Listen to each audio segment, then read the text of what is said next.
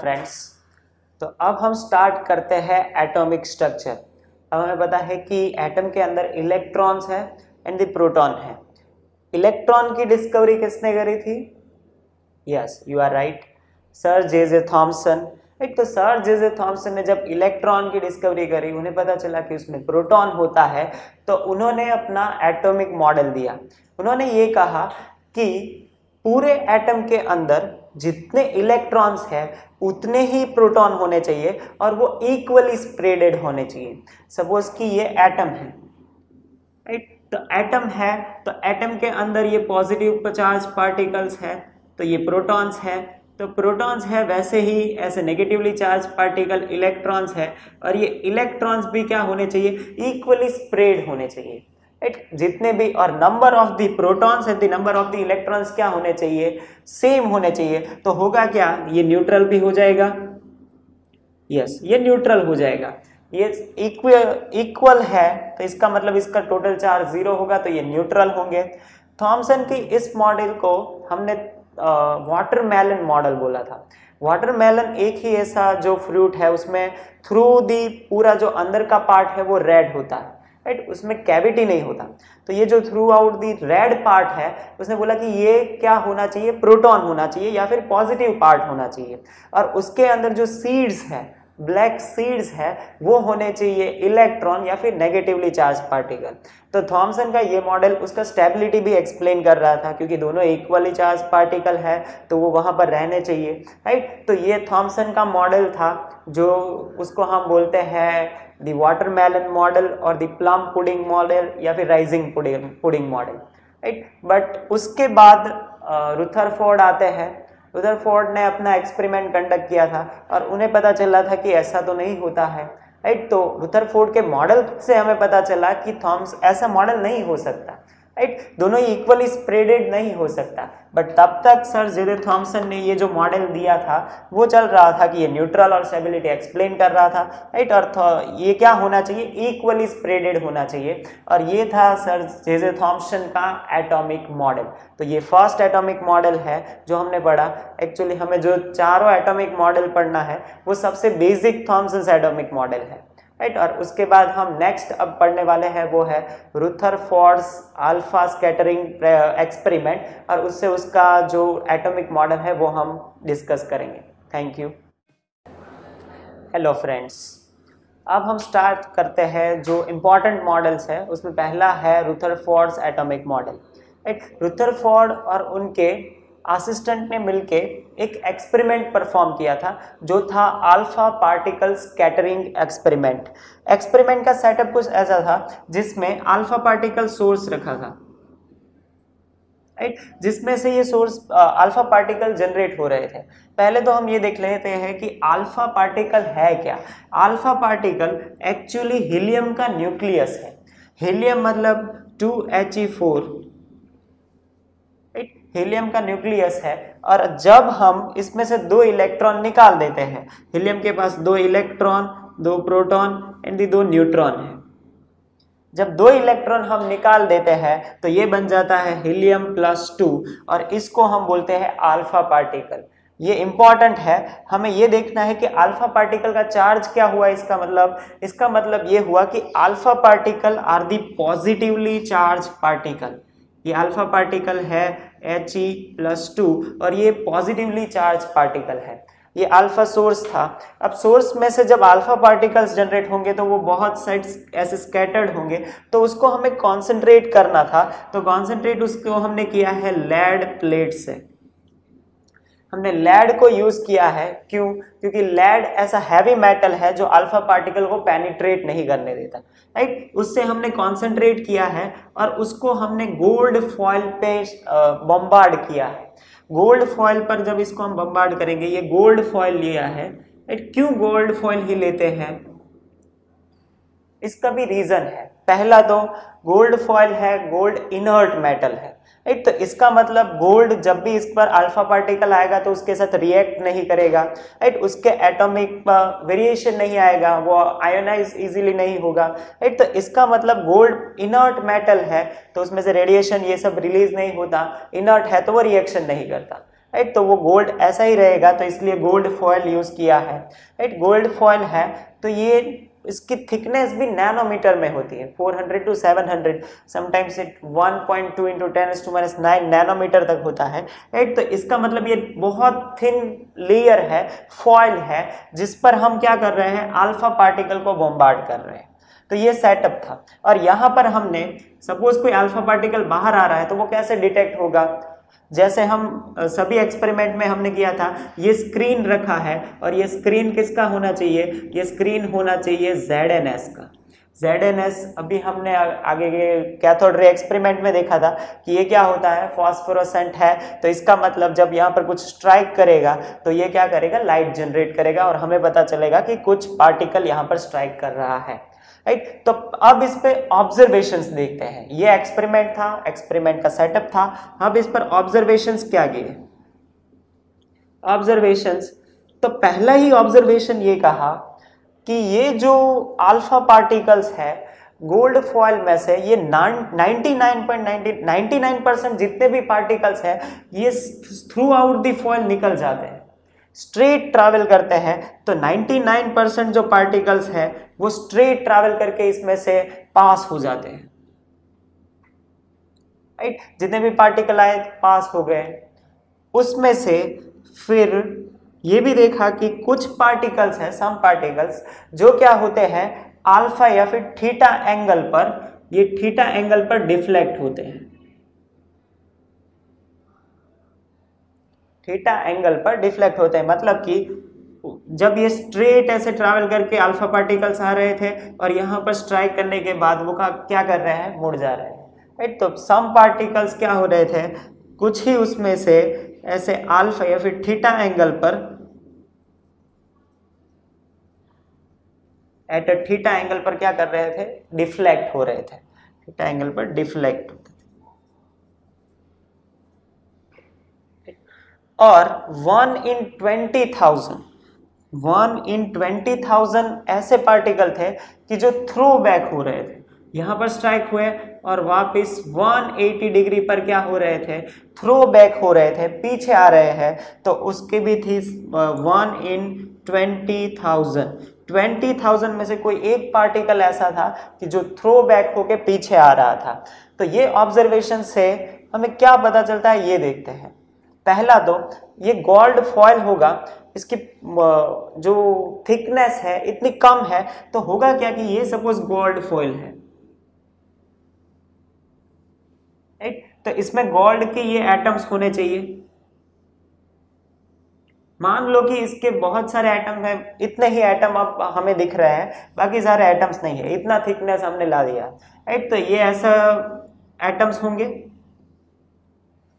अब हुआ क्या, पहला ही ऑब्जर्वेशन ये कहता है कि 99% जो अल्फा पार्टिकल है ये स्ट्रेट ट्रैवल करके इसमें से पेनिट्रेट करके निकल जा रहे हैं। तो ये ऐसा कब हो सकता है, एक्चुअली ये पार्टिकल है। आप मैकेनिकली सोचो कि जब ये कब स्ट्रेट कब निकल सकता है, जब इसके जो पाथ में कोई भी ऑब्जेक्ट ना हो, राइट। इसका मतलब इसके बीच में कुछ भी नहीं होगा, तभी ये ऐसे निकल सकता है।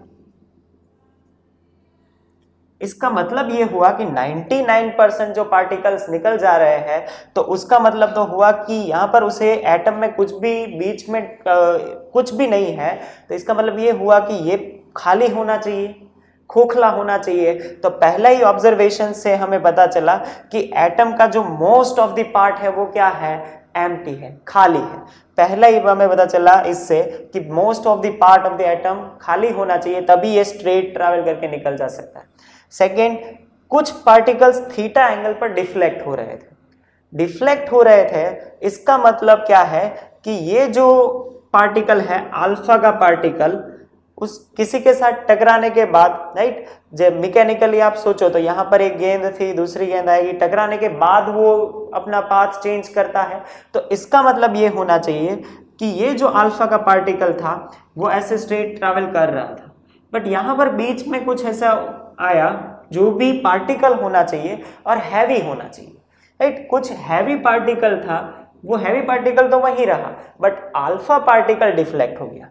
ये हैवी पार्टिकल कुछ यहाँ होना चाहिए और वो हैवी पार्टिकल तो वही रहा, but alpha particle theta angle पर क्या हो गया, डिफ्लेक्ट हो गया, राइट। तो इससे पता चला कि ये जो डिफ्लेक्ट हो रहा है ये कुछ हैवी पार्ट की वजह से हो रहा है। अब सोचिए, हमने पहले ही देखा कि mass of the electron, mass of the proton and mass of the neutron. Electron का मास 10⁻31 है, उससे ज्यादा मास है प्रोटॉन का। तो इसका मतलब ये इलेक्ट्रॉन के साथ तो स्ट्राइक नहीं कर सकता क्योंकि वो हैवी नहीं है, राइट। तो इसका मतलब अल्फा पार्टिकल किससे स्ट्राइक किया होना चाहिए, या तो न्यूट्रॉन होना चाहिए या प्रोटॉन होना चाहिए। इसलिए पहली बार रुथरफोर्ड ने कहा कि ये जो, अब अगेन अल्फा पार्टिकल तो है पॉजिटिवली चार्ज पार्टिकल, जब कोई उसके पाथ में पॉजिटिवली चार्ज पार्टिकल आएगा, राइट, पॉजिटिवली चार्ज पार्टिकल जब उसके पाथ में आएगा तो क्या होगा, पॉजिटिव एंड पॉजिटिव, राइट। तो उसके बीच में भी जब यहाँ से यहाँ ये पास कर रहा है तब भी यहाँ से यहाँ जाने के बाद उसको रिपल्शन लगेगा, और रिपल्शन की वजह से भी क्या होना चाहिए, उसका डिफ्लेक्शन होना चाहिए। दो रीजन है, ये भी पॉजिटिवली चार्ज पार्टिकल है, कोई दूसरा पॉजिटिवली चार्ज पार्टिकल या फिर न्यूक्लियस जैसा कुछ होना चाहिए कि जिसके साथ वो स्ट्राइक करेगा तो रिपल्सन की वजह से वो पाथ चेंज करे, या फिर हैवी कोई पार्टिकल है और पार्टिकल पार्टिकल कोलिजन की वजह से भी वो पाथ चेंज करे। तो ये तो उससे रीजन समझ में आया। अब सपोज ये यहाँ पर हैवी पार्टिकल है और लास्ट में कहा कि कोई पार्टिकल तो ऐसे भी है कि जो 180 डिग्री पर थ्रो बैक हो रहा है, बाउंस बैक हो रहा है। तो इसका रीजन क्या होना चाहिए कि यहाँ पर कोई हैवी और पॉजिटिवली चार्ज पार्टिकल है, राइट। अब इसके ही ऊपर जब अल्फा पार्टिकल स्ट्राइक कर रहा है, पॉजिटिवली चार्ज पार्टिकल था, हैवी था, उसी के ऊपर जब पॉजिटिवली चार्ज पार्टिकल आया तो ये बाउंस बैक हो रहा है, क्योंकि उसको रिपल्सन भी लगेगा, वो हैवी है तो कोलिजन भी होगा, तो वो बाउंस बैक हो गए थ्रू दी 180 डिग्री पर वापस आएगा, राइट। तो ये ऑब्जर्वेशंस थे, और ऑब्जर्वेशन से हमें रुथरफोर्ड का एटॉमिक मॉडल मिला कि उससे क्या पता चला कि most of the part of the atom क्या होना चाहिए, एम्प्टी।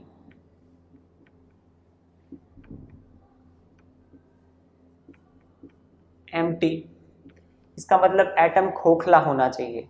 सेकंड, ये पता चला कि जो पॉजिटिवली चार्ज पार्टिकल है, ये पॉजिटिवली चार्ज पार्टिकल एटम में कहीं पर कॉन्सेंट्रेटेड है, वो स्प्रेड नहीं है जैसा थॉमसन ने बोला था, right. Positively charged particle concentrated है, कहीं पर इसमें कॉन्सेंट्रेटेड होना चाहिए, और उसको पहली बार रुथरफोर्ड ने न्यूक्लियस बोला, positively charged particle,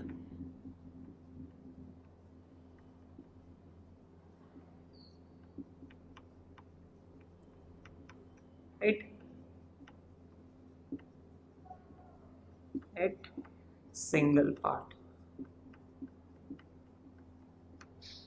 positively charged particle concentrated होना चाहिए, और वो कॉन्सेंट्रेटेड कहाँ पर होगा, वो कॉन्सेंट्रेटेड होगा न्यूक्लियस में।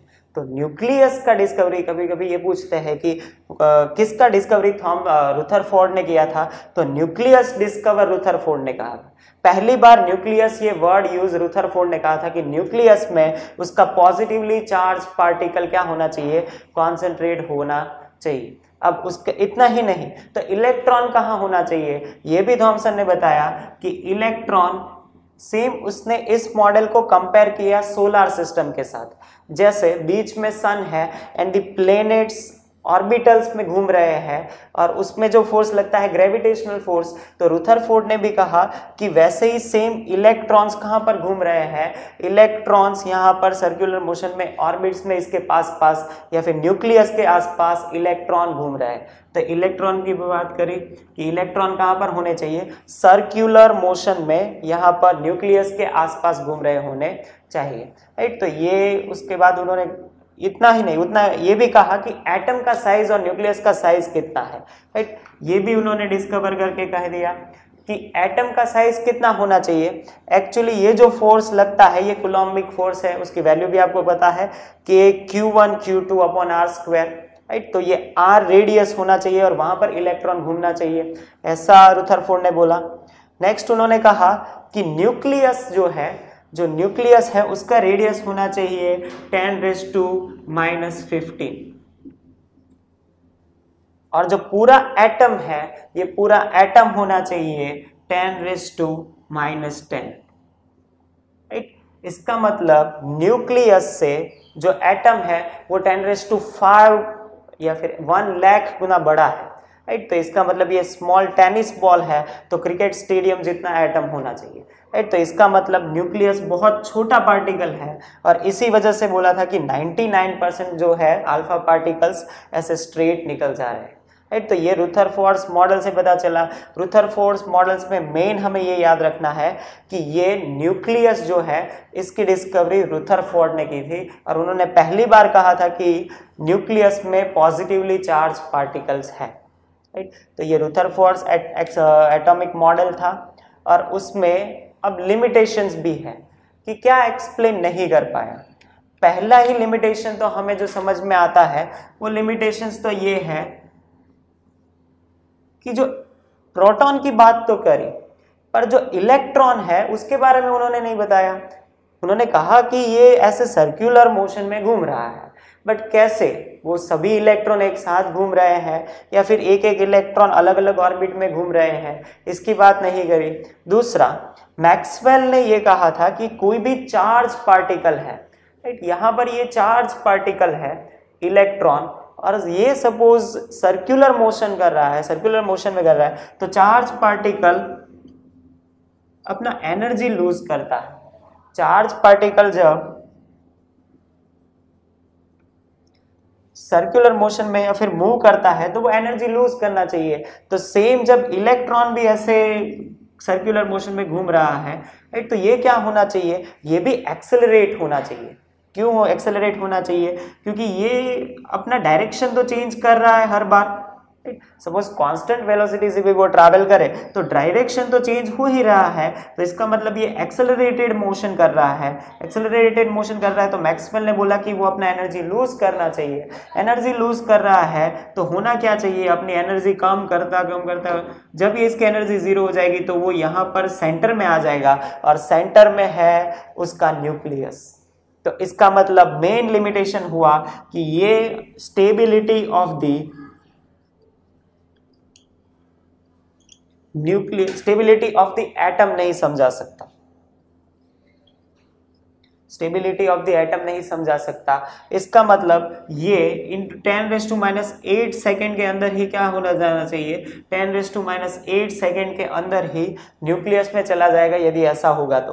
बट ऐसा तो नहीं होता, एटम स्टेबल है तो क्या होना चाहिए कि ये जो पार्टिकल कैसे घूम रहे हैं इलेक्ट्रॉन, ये रुथरफोर्ड एक्सप्लेन नहीं कर सके। सेकेंड जो लिमिटेशन है वो सेकेंड लिमिटेशन है कि इलेक्ट्रॉन कन्फिगरेशन के बारे में उन्होंने कुछ नहीं बताया। इलेक्ट्रॉन कन्फिगरेशन कैसे है, मतलब हर बार एक इलेक्ट्रॉन तो होना नहीं चाहिए, तो इलेक्ट्रॉन कन्फिगरेशन के बारे में, इलेक्ट्रॉन कन्फिगरेशन के बारे में भी उन्होंने कुछ नहीं बताया। सेम होगा क्या, सपोज सारे ही इलेक्ट्रॉन सभी न्यूक्लियस में चले जाएंगे तो सेम ये तो थॉमसन एटॉमिक मॉडल हो जाएगा, सभी न्यूक्लियस में प्रोटॉन और इलेक्ट्रॉन सभी एक साथ मिल जाएंगे। बट ऐसा नहीं होता, ये 99% पार्ट खाली है ये तो एक्सप्लेन किया, बट ये पूरा कैसे इलेक्ट्रॉन घूम रहे हैं उसके बारे में कुछ एक्सप्लेन रुथरफोर्ड ने नहीं किया। तो ये दो मेजर लिमिटेशंस थी। पहली तो ये स्टेबिलिटी ऑफ द एटम नहीं समझा सकता, दूसरा ये इलेक्ट्रॉन कन्फिगरेशन नहीं समझा सकता, राइट। तो इलेक्ट्रॉन कैसे भरे जाते हैं ये नहीं समझा सकता। ये दो लिमिटेशंस थी और मेन जो पार्ट्स थे ऑब्जर्वेशंस एंड उससे हम क्या सीख सकते हैं, तो ये था हमारा रुथरफोर्ड्स एटॉमिक मॉडल। Thank you.